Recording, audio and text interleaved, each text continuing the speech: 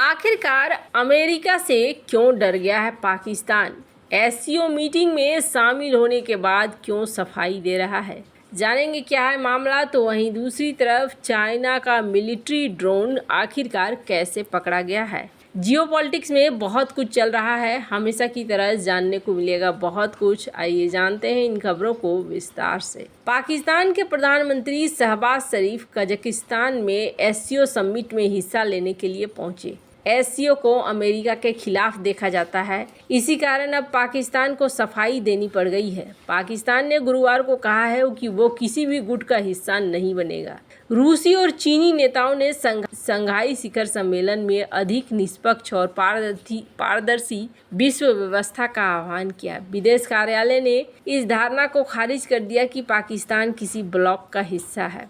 पाकिस्तान के विदेश विभाग के प्रवक्ता मुमताज़ जहरा बलोच ने कहा कि मैं सबसे पहले ये स्पष्ट करना चाहूँगी कि पाकिस्तान ने बार बार कहा है कि हम किसी गुट का हिस्सा नहीं हैं, हम गुट राजनीति में विश्वास नहीं करते हैं। उन्होंने ये बातें तब कही जब उनसे पूछा गया कि क्या पाकिस्तान रूस या चीनी गुट का हिस्सा बनेगा। शिखर सम्मेलन में चीनी राष्ट्रपति जिनपिंग ने अमेरिका की ओर इशारा करते हुए बाहरी हस्तक्षेप खत्म करने का आह्वान किया, जबकि रूसी राष्ट्रपति व्लादिमीर पुतिन ने बाहरी सैन्य उपस्थिति को खत्म करने की मांग करते हुए एक नए यूरेशिया समझौते का प्रस्ताव रखा। पाकिस्तान भी एससीओ का सदस्य है, जिसे पश्चिम की ओर से संदेह की नज़र से देखा जाता है। उन्होंने जोर देकर कहा कि हम आपसी सम्मान, आपसी विश्वास और एक दूसरे के घरेलू मामलों में हस्तक्षेप न करने के आधार पर सभी देशों के साथ अच्छे संबंधों में विश्वास रखते हैं। उन्होंने आगे कहा कि दूसरी बात, एससीओ में पाकिस्तान की सदस्यता हाल की नहीं है।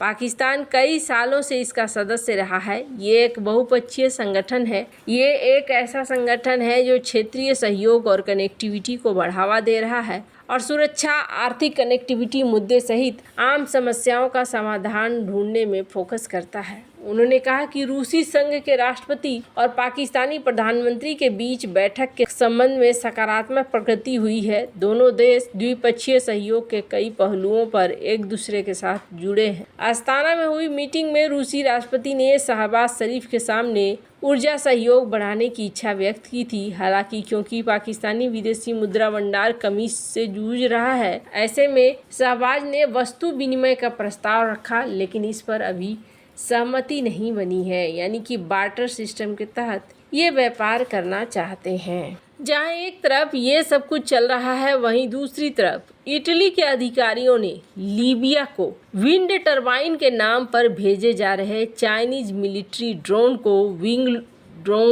विंगलू को जब्त किया है। इस ड्रोन को अलग अलग पुर्जों में बांटकर बॉक्स में रखा गया था, जिन पर विंड टरबाइन का पुर्जा होने का चिन्ह लगा हुआ था। माना जा रहा है कि चीन ने यह चालाकी लीबिया पर लगाए गए यूएन हथियार प्रतिबंध से बचने के लिए किया था। चीन अपने विंग लूंग मिलिट्री ड्रोन को लीबिया के ताकतवर जनरल खलीफा हफ्तार के हाथों में पहुंचाने का प्रयास कर रहा था। माना जा रहा है चीन की कोशिश इस ड्रोन डील के बदले लीबिया में खुद को प्रतिस्थापित करने की थी। टाइम्स ऑफ लंदन की रिपोर्ट के अनुसार इटली के अधिकारियों ने 18 जून को दक्षिणी इटली के गियोया टोरो बंदरगाह पर ड्रोन सहित हथियारों से भरे 3 कंटेनर और 2 ड्रोन नियंत्रण स्टेशन जब्त किए हैं। कहा जा रहा है कि संबंधित कंटेनरों को कार्गो पोत MC एरिना से उतारने के बाद जब्त किया गया, जो चीन से भूमध्य सागर पहुंचा था। ऐसा प्रतीत होता है कि उन कंटेनरों को दूसरे पोत पर लोड करने की योजना चल रही थी, जो फिर लीबिया में बेनगाजी की यात्रा करने वाला था। इसी बीच पिछले सप्ताहांत इतावली जांचकर्ताओं ने एक अन्य कार्गो जहाज MC अपोलिन पर उसी बंदरगाह पर पहुंचने के बाद 3 अन्य संदिग्ध कंटेनर को जब्त किया था। सामने आई तस्वीरों और वीडियो से पता चला है कि मिलिट्री ड्रोन को छिपाने के लिए चीन ने बखूबी प्रयास किया था। इटली से मिली रिपोर्टों से पता चला है कि ड्रोन के पुर्जे उसी प्रकार के सुरक्षात्मक आवरणों के अंदर रखे गए थे, जिनका उपयोग पवन टरबाइन ब्लेड के लिए किया जाता है। हथियारों की मौजूदगी के बारे में खुफिया जानकारी कथित तौर पर अमेरिका ने इतावली अधिकारियों को दी। इटली के अन्य सूत्रों से पता चला है कि कंटेनरों की खोज एक मानक जांच के हिस्से के रूप में की गई थी, जिसमें उनके साथ आए सीमा शुल्क दस्तावेजों में भी विसंगतियां पाई गई थी। स्पष्ट रूप से यह इस सैन्य उपकरण को नागरिक माल के रूप में छिपाने का एक बहुत ही जानबूझकर किया गया प्रयास था, जिसमें जाहिर तौर पर जाली दस्तावेज शामिल थे। यह स्पष्ट नहीं है कि इतावली अभियोजक आगे क्या कार्रवाई करेंगे। ये भी साफ नहीं है कि तस्करी के ऑपरेशन में चीनी सरकार की क्या भूमिका थी। उन्हें संभवतः कहीं और से सेकेंड हैंड सोर्स किया गया हो सकता है। ड्रोन और अज्ञात हथियारों का जो शिपमेंट का हिस्सा है, उसका स्पष्ट प्राप्तकर्ता जनरल हफ्तार था। वो लीबियाई राष्ट्रीय सेना का नेतृत्व करता है। इस ड्रोन का स्पष्ट प्राप्तकर्ता लीबियाई जनरल हफ्तार थे। हफ्तार लीबियाई राष्ट्रीय सेना का नेतृत्व करते हैं, जो देश की पूर्वी हिस्से के प्रभारी हैं। हफ्तार ने 2020 में देश के बाकी हिस्सों पर कब्जा करने के प्रयास के बाद से यहाँ सत्ता संभाली है। 2011 में लंबे समय तक तानाशाह रहे मोहम्मद गद्दाफी के पतन के बाद से चल रहे गृह युद्ध के दौरान नेशनल यूनिटी की सेनाओं के साथ भीषण लड़ाई से पहले हुआ है। संयुक्त राष्ट्र समर्थित जीएनए आज त्रिपोली में स्थित है और प्रधानमंत्री अब्दुल हामिद दबिबाह के नेतृत्व में है। ऐसे में लीबिया पर अब प्रभावी रूप से पूर्वी और पश्चिमी भागों में विभाजित है। दोनों की अपनी सरकारें हैं, सशस्त्र बल है।